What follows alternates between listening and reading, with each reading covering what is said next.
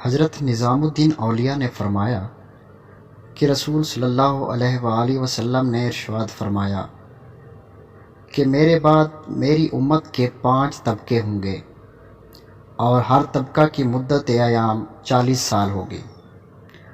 اول طبقہ علم و مشاہد، دوم طبقہ صلاح و تقوی، سوم طبقہ تواصل و تراجم، چہارم طبقہ تقاطع و تدابیر، پنجم طبقہ ہرج مرج۔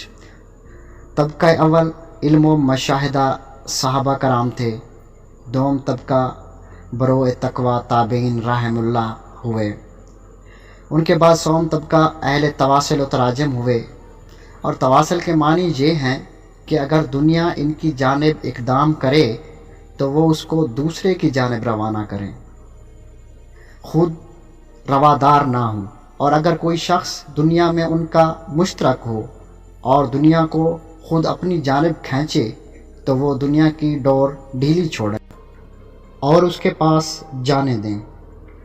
اور تراجم یہ ہیں کہ اگر تمام دنیا ان کو دی جائے تو وہ اس کو نفقہ کریں اور راہ خدا میں اثار کر ڈالیں۔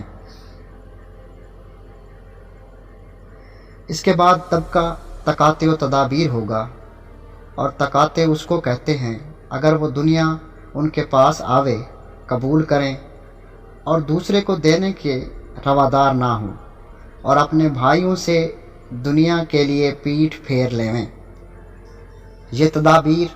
اور اس کے بعد طبقہ پنجم ہرج مرج سخت ترین از طبقات چہارگان ہے۔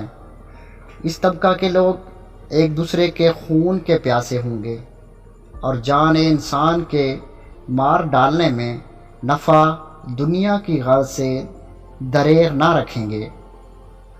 مدت ان 5 طبقوں کی 200 برس ہوگی۔